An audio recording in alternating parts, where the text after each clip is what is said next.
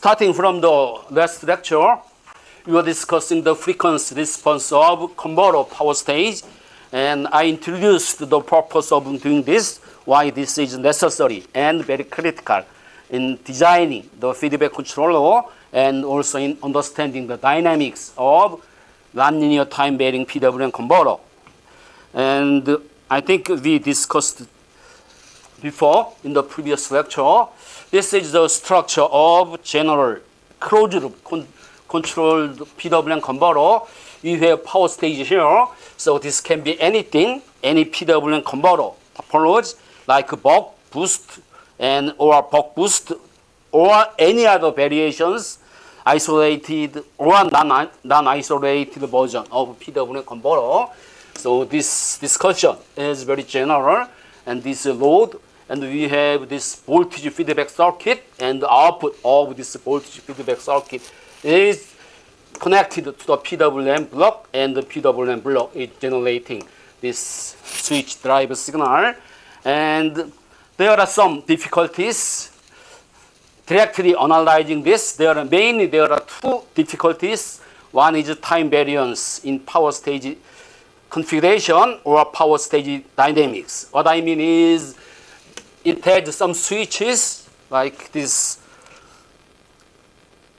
single pole two through switches, SPDT switches, and the position status of this switch is changing periodically. That means structure of this power stage circuit is time varying. That's one thing. And another is PWM process is very nonlinear process. The input of this PWM block is this continuous signal, maybe V-con control voltage, which is continuous signal like this, and the output of this is this switch drive signal, which is discrete time signals.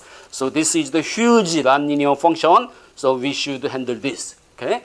So two major challenges, what difficulties is time variance in power stage dynamics and the nonlinearity in PWM process. But there are another things is coming up when you do modeling of this.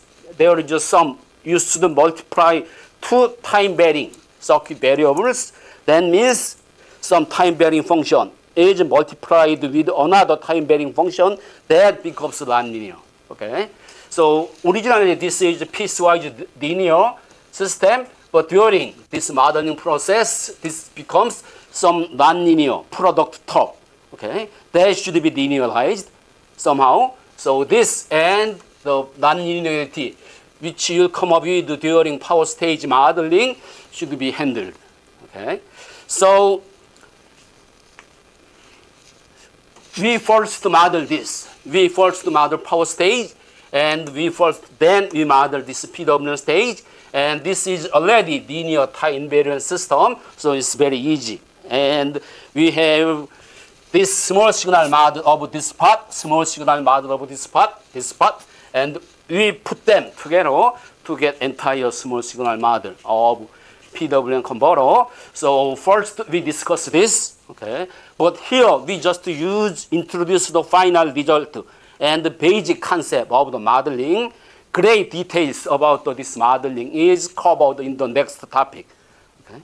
As I said, I'm introducing you the output of the modeling, small signal model of power stage, and we discuss the transfer function of PWM converters, and we'll explore the implication and the application and the limitation of frequency response of PWM converter.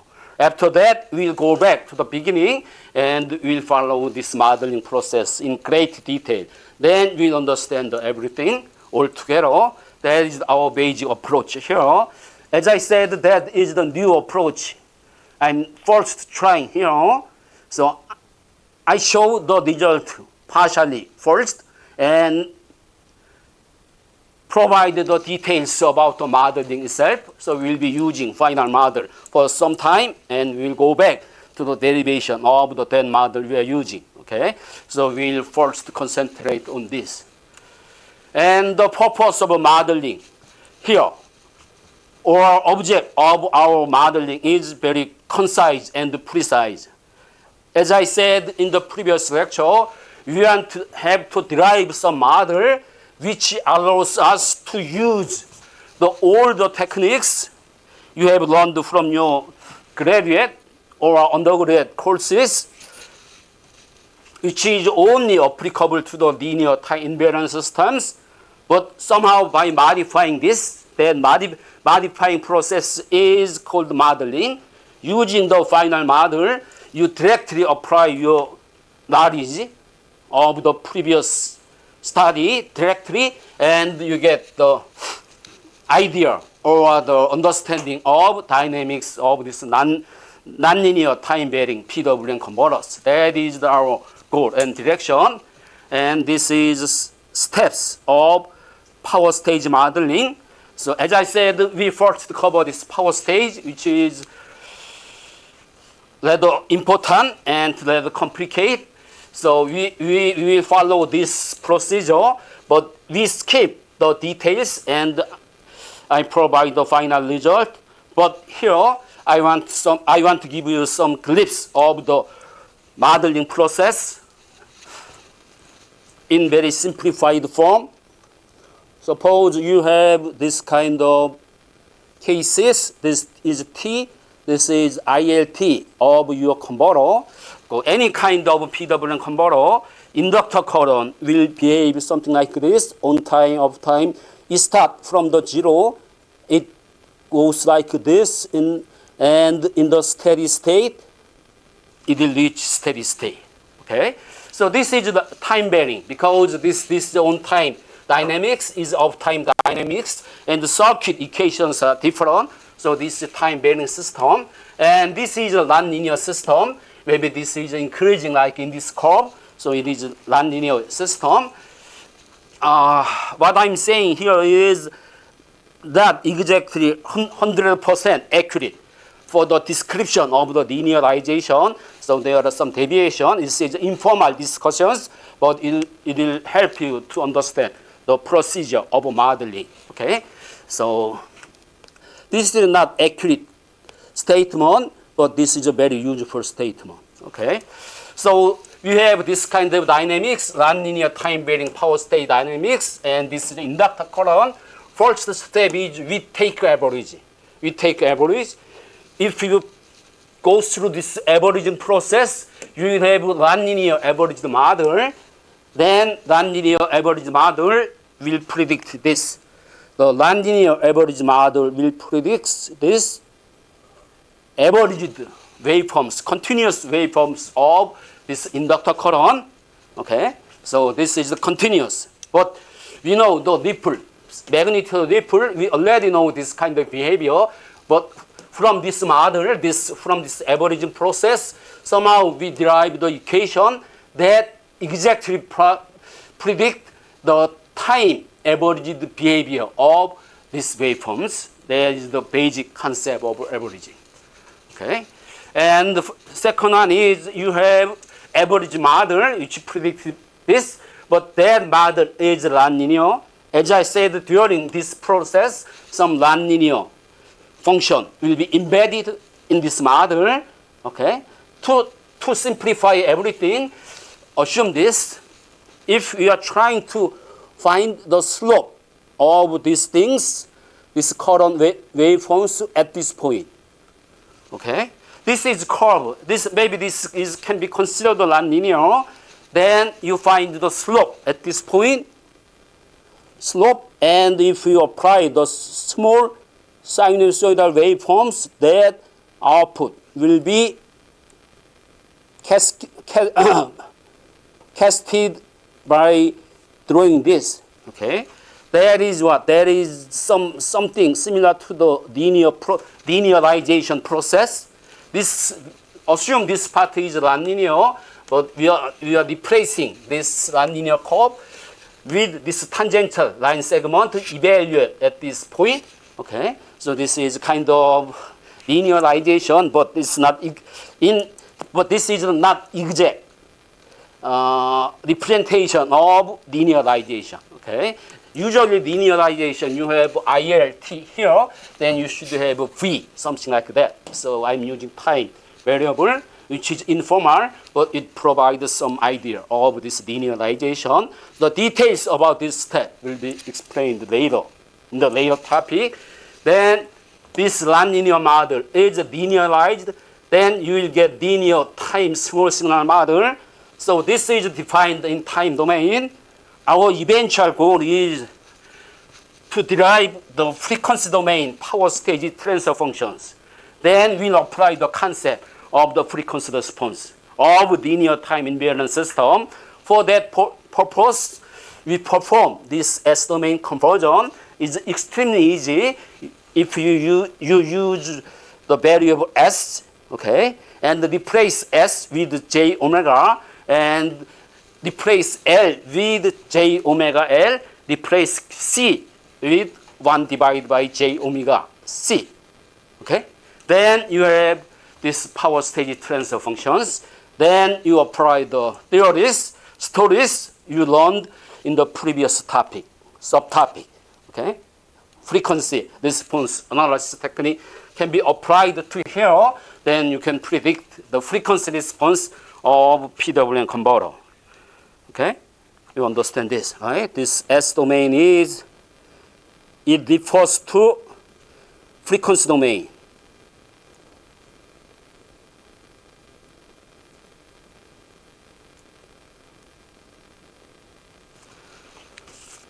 Okay, so for that purpose, I needed to explain some basic structures of PWM converter.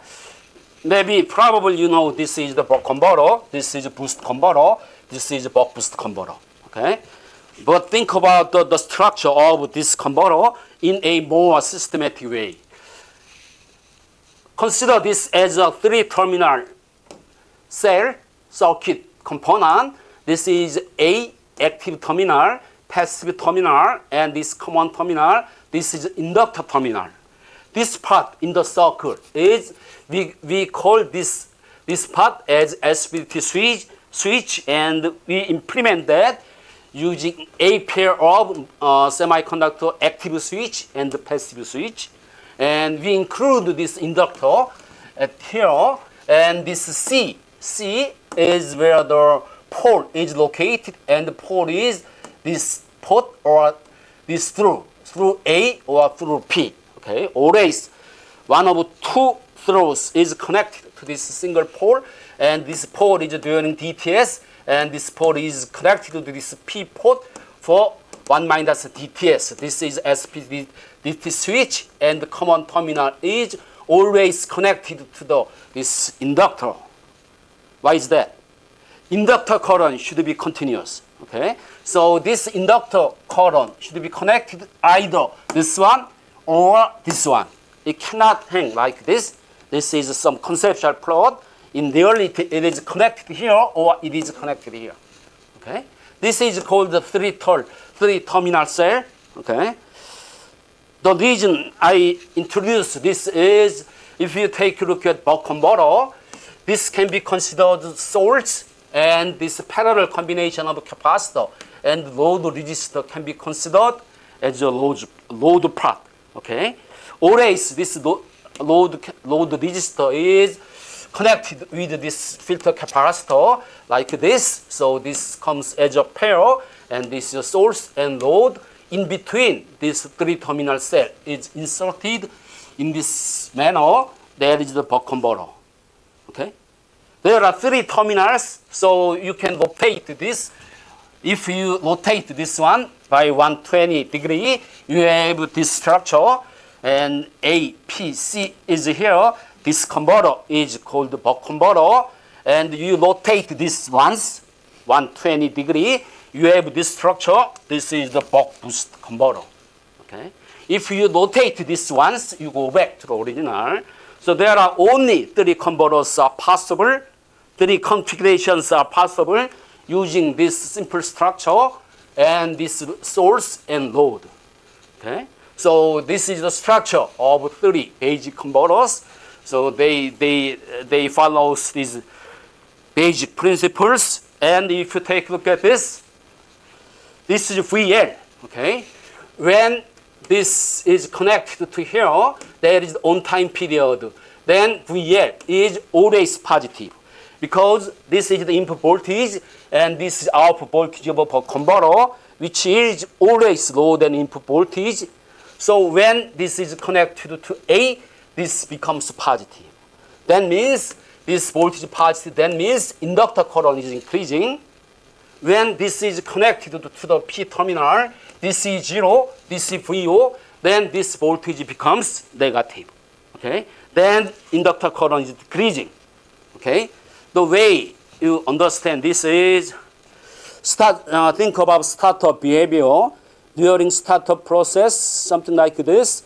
And if in the steady state, it looks like this. Okay? So during this on-time period, energy is transferred to this L. And during this period time, inductor current is decreasing. That means the energy stored in the inductor during on-time period is dumped to this. But the energy transfer is larger than energy dumping here. So this is increasing. When at the steady state, the energy transfer is the same as the energy release. That this inductor current becomes what? Periodic triangular waveforms and steady state is reached. Right? Then it will go this periodic operation forever. Right? This is the case of the buck converter. For the boost converter, you understand this voltage is always larger than input voltage. Okay? Maybe you learned that from the other courses. So because VO is always larger than VS, when this is connected to A, so inductor voltage is VS. When this is connected to this port, inductor voltage is negative. Okay? That means during on-time period, this inductor is getting some energy from the source, and during off-time period, the inductor dumps the acquired energy to the source, right? And this buck boost converter, so during on-time period, this VL is positive, and when this pole is connected to this P throw, then this voltage is negative, so this is negative. So all inductor current is behaving something similar to this in all three converters. So by changing this duty ratio of converter, you deliver the energy from here to there in a controlled manner. Okay? And during that operation, you are using this inductor as energy storage reservoir. Okay? So that is the basic principle, operational principle, or configuration of three basic converter. The reason why I'm talking about this is because in the modeling process, modeling is two steps. One is averaging. The other one is linearization. During that process, you don't have to worry about this linear part because the linear part is invariant during the averaging and the linearizing. Okay? Suppose you have R. Okay? You average R, then that is the R. Resistor is not changing. And you linearize the resistor, the slope is resistor, you linearize this, you have the same line segment. Okay? So they remain invariant during this process. So we take out this. We take out this and only worry about this part, and we only average this part, and we only linearize this part, and we have some result, the resulting circuit tree, and we put that resulting circuit tree in place of this one, this three-terminal cell. Understand that? Then, if you derive only this part, you are deriving the small signal model of three converters or any other PWM converters. If you have a transformer in between, transformer is a transformer. There is the linear component. Transformer is still there. Only you worry about this part. Okay? There are two different approaches which has the same outcome. Caltech, CIT people, Dr. Middlebrook was there at that time, and they derived three different small signal model of three different converters, and they derived some format which is universally applied to three converters. They call it canonical circuit model. Okay, so they have some model, and depending on this converter structure, coefficient of the depend current source, voltage source will be changed. That is the past approach. They used state space averaging technique, which is very classical and very general technology. But later on, people found out we don't have to worry about, we don't have to deal with the entire circuit, just take out this part and derive the small signal model of this part or average model of this part and insert this to the original place. Then you have the corresponding model of all the converter. Okay, that is called the circuit averaging technique. And the canonical circuit model was derived by Dr. Middlebrook in the time when he was with the Caltech, and this circuit averaging technique is initially proposed Seth Saunders. He is, I don't know, he is still with the UC Berkeley, and some guy, Dr. Boparian, when he is now in JPL, Jet Propulsion Laboratory. He was in Virginia Tech with me. He was my colleague, and he derived some general way of obtaining the small signal model. So this is very handy, okay? So, but this is not general. The state average technique, you can use that technique for anything, any mechanical system, any system. If you have a dynamic system, you derive the state equation of dynamic system for the different time period and average them. That will generate the average dynamics of the system. Okay, but this concept is only limited to the circuit. Okay, switching circuit.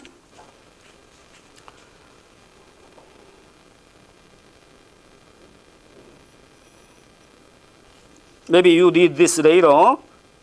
I already explained this. Okay, this is very important, and this understanding this structural limitation of this PWM converter is also important. Okay, so I'm continuing the story, previous story here. So three basic converters. This is three terminal cell I was talking about. So this is, they call it PWM switch. This is a three-terminal switching device operational on the principle of PWM. So they call it PWM switch. This can rotate like this. Okay. When this is connected in this manner, given in this figure, AX is connected, PY is connected, IG is connected, that becomes a converter. If I is connected here, and this one is connected here, and this P is connected here, you need to worry about the direction of this diode logically, and that becomes boost converter, and another additional 100-degree rotation will generate buck boost converter. Okay, so you only need to worry about the average of this part and small signal of this part. That was nicely done by Bache Boporian, and that is, he named this as PWM switch. PWM switch model.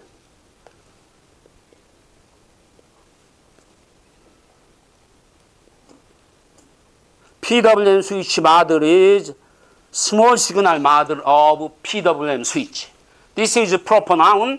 He used this term when he first published this paper. So if you connect this in this manner, you will get small signal model of buck converter. If you rotate this, then you have small signal model boost and buck boost converter. Okay, there is a very important aspect of this. There is two important aspects of this model, PWM switch model. This is the duty ratio variation, small signal variation of duty ratio. Last time, the non-periodic switch drive signal has some kind of this waveform, And if this variation is sinusoidal, that is represented by D hat. This one, okay. This is depend on voltage source, and VAP is voltage, DC voltage crossing between A and P terminal. Okay. So for the case of buck converter, this VAP is just VS, DC value of this, right? Because this DC is connected across this AP, so this becomes VS, large VS, capital VS, because there we are talking about DC point, operating point, okay? And this IC is DC component current coming out from the C terminal or I terminal. So this is IC. IC is in this direction, okay, coming out from the common terminal or I terminal. So for the case of buck converter, IC is IL, okay, DC value of the IL, which is load current. That is only true for this buck converter. If you consider other converters, you need evaluate this one, okay. For the buck converter, this becomes minus VO. For the buck boost converter, this voltage becomes VS plus VO or something like that. That is very easy to figure out, okay. So you should remember this. And here we are containing this VAP, IC, D. So D is here, VAP here, IC here, okay?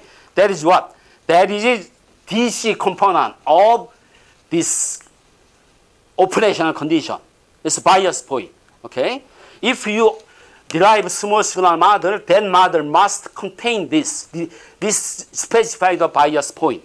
So depending on the operational point, bias point, this small signal characteristic will be changed, okay? So when you derive a small signal or something, and the final small signal model does not contain any of this DC information, what is the reason for that? The system was originally linear. You linearize the originally linear system, then you get same answer without any this DC bias information. Because for the resistor, their resistance is all the same, okay? So this DC information is very critical for this small signal model of PWM converter. Okay, so final result is this one. So this is a case of buck converter. Okay, so this structure VAP is VS and IC is IL, and this is connected. That is the case of buck converter. And this is a voltage sinusoidal perturbation in the input voltage of buck converter.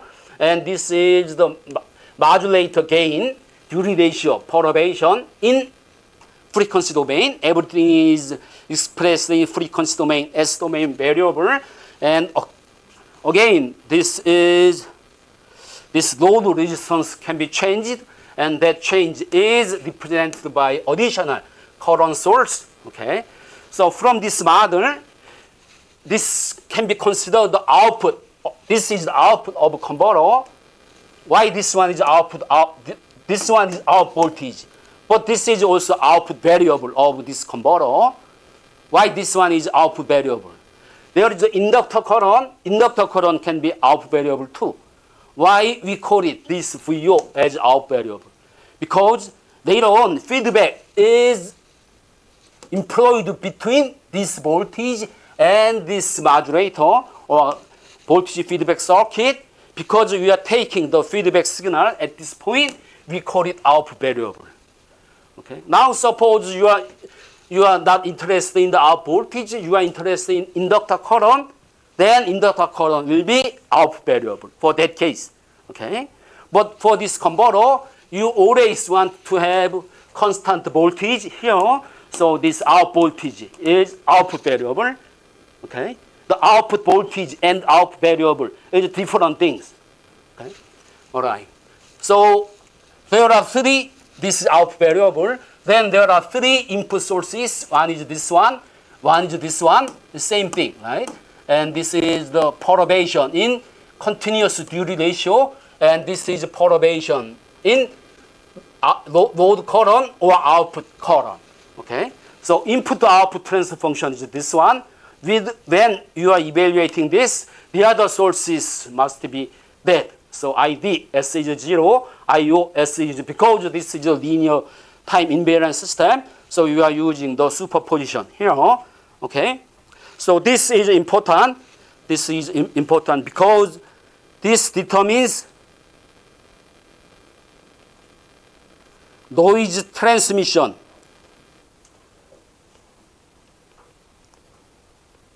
Characteristics.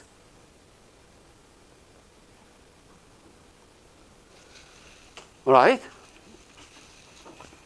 Okay, and we take 2-minute break in the middle.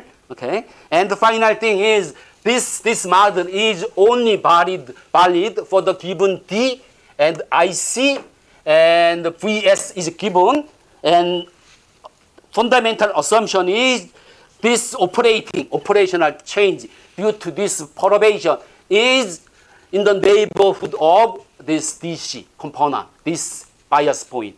It's not moving far away, okay? There is a DC operating point is around here. If you inject too much disturbance here, then everything breaks, okay? There is no theoretical ground if this some disturbance is too large. How much large, we don't know. Nobody knows, okay? We are assuming sufficiently large. That is the very vague statement, but we are using that, okay? Okay, we take 2-minute break and we come back to pick this up, okay?